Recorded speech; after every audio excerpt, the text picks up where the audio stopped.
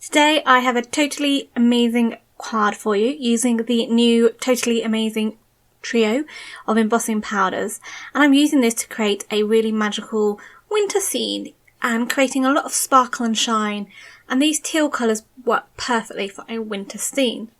It's Verity here at my YouTube channel and blog Pretty Little Button, where I make paper crafting tutorials for the everyday crafter. So as I said, I'm going to be using the Totally Amazing Trio from Wow Embossing Powders, and this has 3 colours to it. This trio is put together by Marion, of course, who loves teal. So the first colour is the Real Teal, which is a lovely colour. Then we've got Gilded, which is a lovely sort of sandy metallic colour. And then we've got a much more paler teal, which is Ice Teal, and it's a bit more bright and vibrant compared to the first teal. So I'm going to be using all 3 of these powders on the card today. To start off with, I'm going to be using the Jolly Trees Stamp and Die set from Catherine Pooler Designs, and I'm going to be using a selection of different trees from the packet. Now I like to first of all die cut some of the trees out first before stamping them, and then I've got like a negative die to place them in, so I can do quite a lot of stamping of the die cuts all in one go. I don't have to move the stamps on my stamp positioner because I know they're going to stamp down each time I put a new die cut in that negative piece. So I'm going to first of all just place a couple of the die cuts in this negative piece and pick up the stamps once I've aligned them with the die cut using my Misty Door. Next, I'm then going to use my Wow embossing pad. So mine's starting to dry out, so I'm using the Freestyle Reconditioner embossing tool from Wow just to add ink back to my embossing pad so it's nice and juicy again for heat embossing. So I'm stamping all of these trees in my Wow Clear Ultra Slow Drying Embossing ink, and obviously as the name states it's slow drying, so you haven't got to worry about it drying out before you add your embossing powder. So I've stamped it twice just to get a good impression, and then the first embossing powder I'm going to be using is the Iced Teal. So this, as I said, is much more of a lovely turquoisey teal, quite a nice light vibrant colour. And once I've covered the trees with this, I'm then going to heat set it. Now I like to stamp and emboss my images a couple of times just to get a really nice thick consistency and a really vibrant colour. Now this little tree here has several different layers to it, and I didn't get a great impression on my first stamping. So I do go back and restamp that one and I get a much better look to the embossing. So I'm just using my Wow dual speed heat gun to heat set this. I'm using heat setting 2, making sure that it was nice and warm before I brought it to the die cut.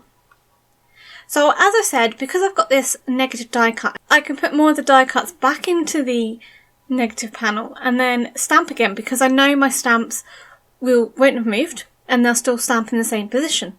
And this allows me to do multiple heat embossing and stamping and getting a lot of die cuts completely heat embossed. So for the second set of trees, I'm going to use the Real Teal. So this is a bit more of a darker teal, a bit more of a sort of grungier colour compared to the first one, but it's still a beautiful teal. And as you can see, I'm just heat setting it here so you can see the colours.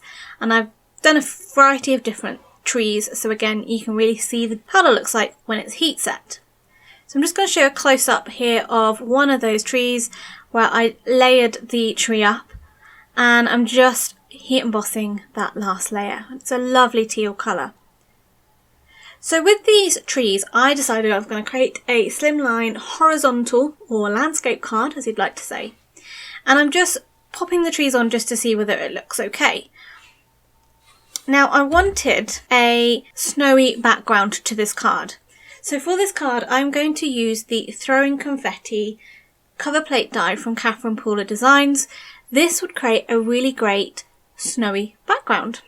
So I've cut a piece of white cardstock down to roughly the same size as the card panel, and I've just die cut from that card the confetti panel.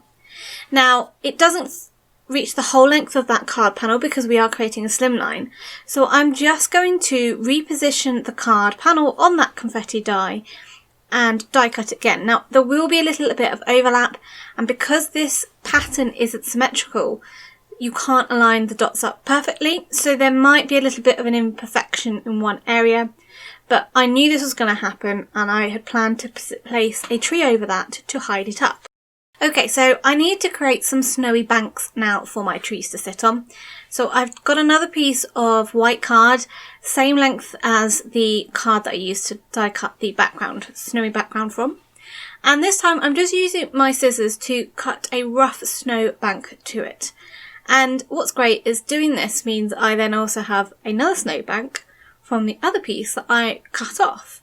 And that will be of a slightly different shape, different thickness, and you can layer them up together and they will look really good and look like, well, to me, they look like proper snowbanks.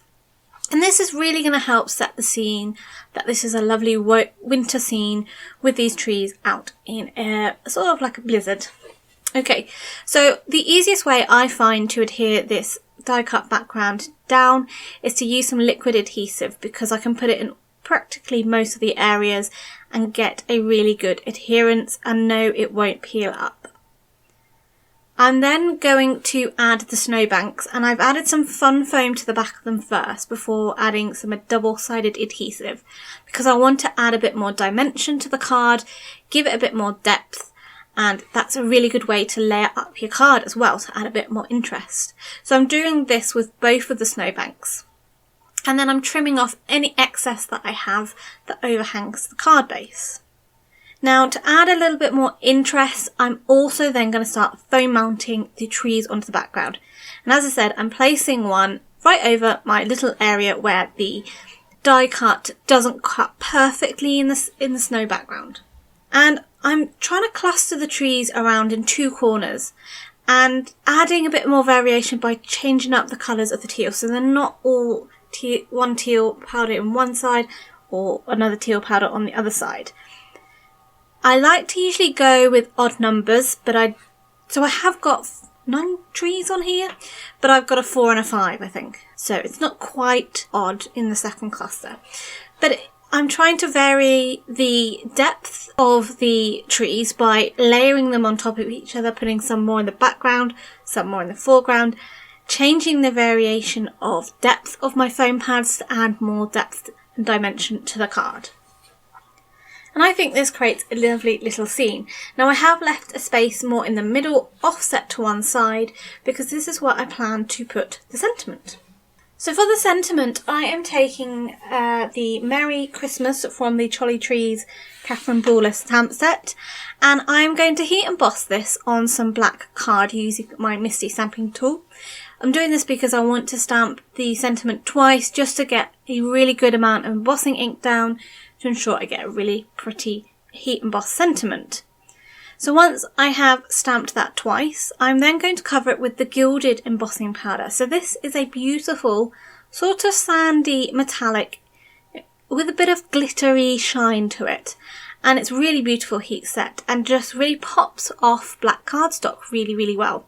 And a great example of this is a card that Jenny from the creative team recently did in one of her videos too. So do check that out. I've trimmed these down and then I'm just foam mounting them onto the front of the card panel, as I say, offset into that little area that I created to help sort of frame the scene and frame the sentiment. And not putting it straight in the middle gives it a little bit more interest and dimension to your card and your card design. So to finish this card off, I wanted to add a little bit more sort of snow, and I'm using some sequins for this, some iridescent sequins. These are from Lucy's Cards, and this is the Starlight Sequin Mix, which comes with a variety of different size sequins, and I'm layering them up in the background and over the trees just to make it look like it is falling snow.